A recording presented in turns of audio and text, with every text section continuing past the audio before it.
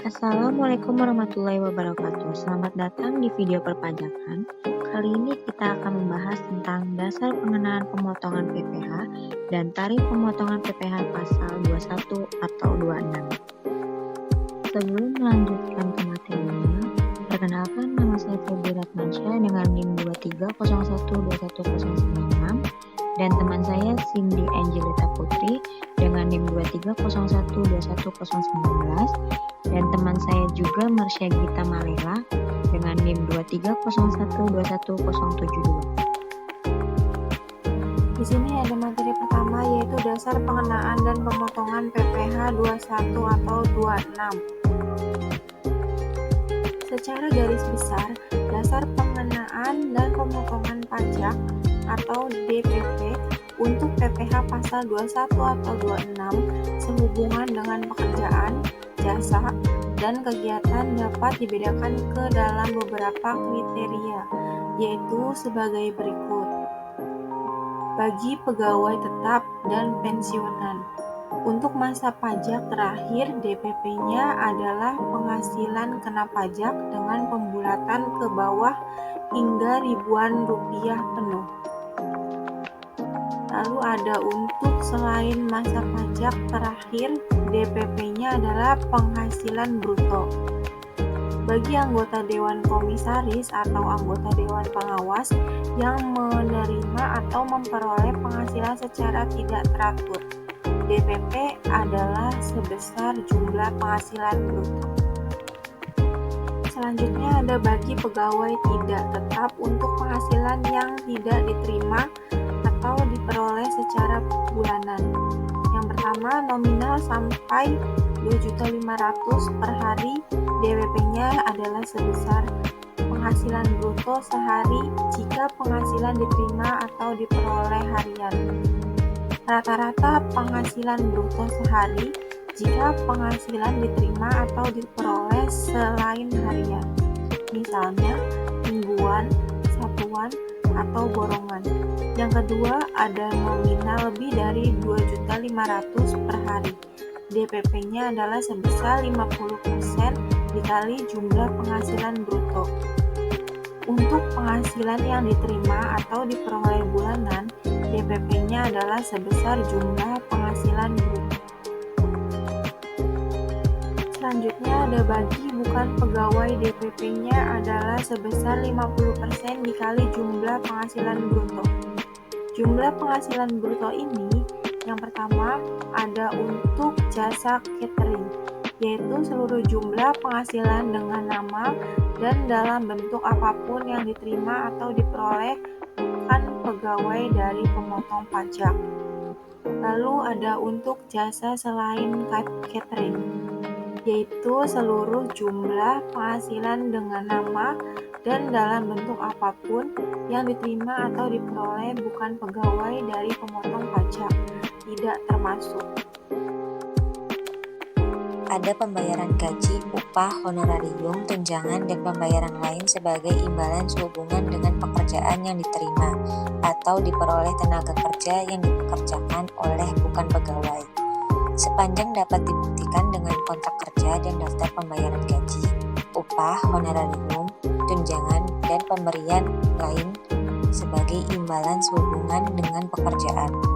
Pembayaran pengadaan atau pembelian atas barang atau material yang diterima atau diperoleh penyedia barang atau material dari bukan pegawai yang terkait dengan jasa yang diberikan oleh bukan pegawai sepanjang dapat dibuktikan dengan faktur pembelian atas pengadaan atau pembelian barang atau material.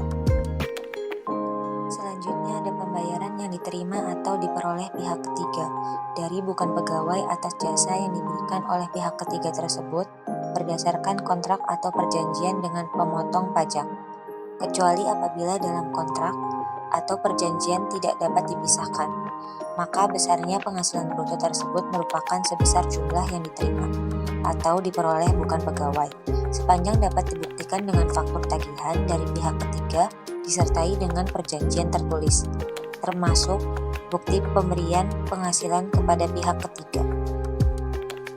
Bagi peserta kegiatan, DPP-nya adalah sebesar jumlah penghasilan bruto yang pembayarannya bersifat utuh dan tidak dipecah. Bagi peserta program pensiun yang masih berstatus pegawai, DPP-nya adalah sebesar jumlah penghasilan bruto. Bagi mantan pegawai, DPP-nya adalah sebesar jumlah penghasilan bruto. PPh pasal 26 sehubungan dengan pekerjaan, jasa, atau kegiatan untuk wajib pajak orang pribadi luar negeri, DPP-nya adalah sebesar jumlah penghasilan bruto.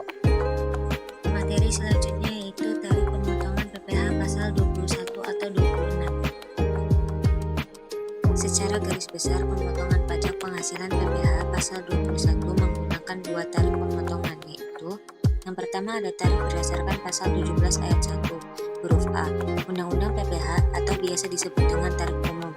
Yang kedua ada tarif efektif pemotongan PPh pasal 21 atau biasa disebut TER, yang terdiri dari dua kategori, yaitu yang pertama ada tarif efektif bulanan.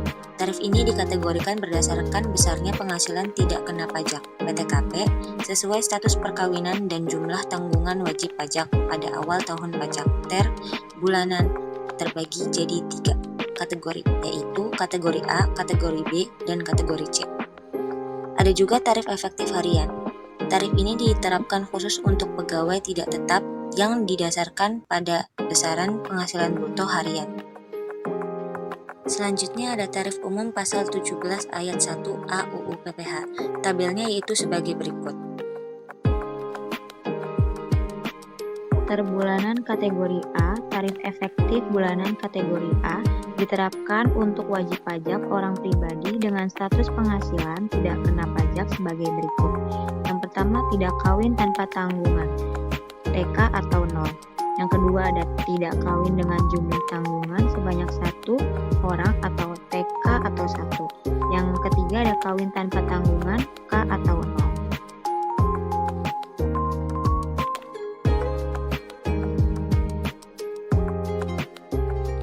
Terbulanan kategori B, tarif efektif bulanan kategori B diterapkan untuk wajib pajak orang pribadi dengan status penghasilan tidak kena pajak sebagai berikut.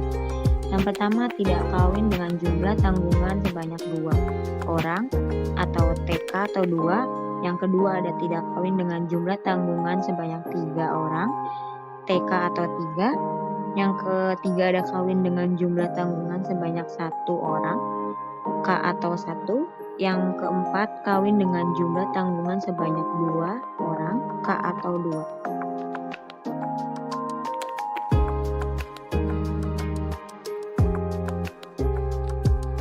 Terbulanan kategori C, tarif efektif bulanan kategori C diterapkan untuk wajib pajak orang pribadi dengan status penghasilan tidak kena pajak, kawin dengan jumlah tanggungan sebanyak 3 orang, K atau 3.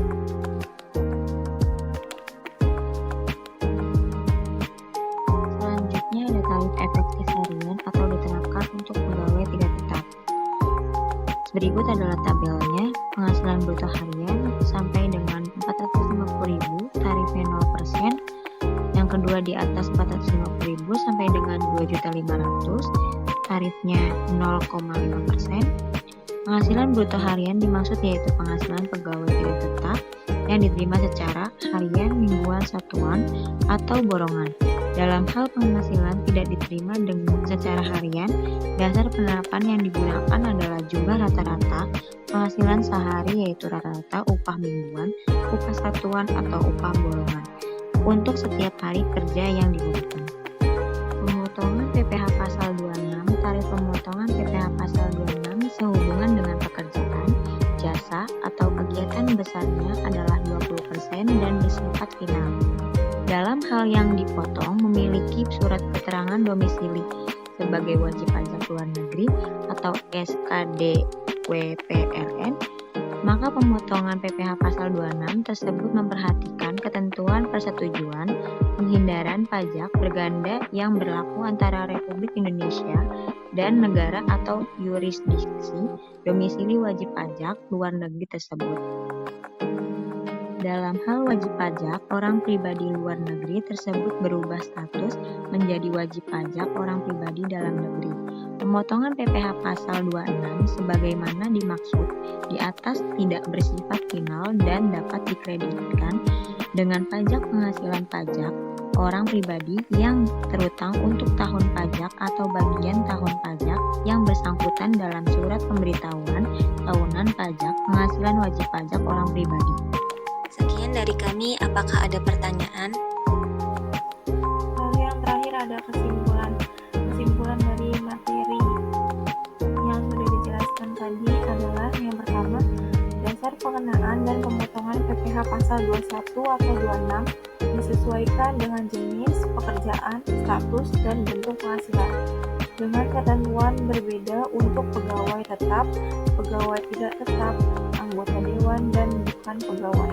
Yang kedua, untuk pegawai tidak tetap, penghasilan harian dan bulanan memiliki dasar pemotongan yang berbeda, yaitu penghasilan harian yang diterima secara langsung atau dihitung dari rata-rata penghasilan. Ketiga, ada tarif pemotongan PPh pasal 26 sebesar 20%, bersifat final, kecuali jika wajib pajak orang asing berubah status menjadi wajib pajak dalam negeri, sehingga pengenaan pajak dapat dikreditkan. Keempat, DPP atau dasar pengenaan pajak untuk berbagai status penghasilan dan pekerjaan berbeda-beda, tergantung pada frekuensi dan nominal penghasilan.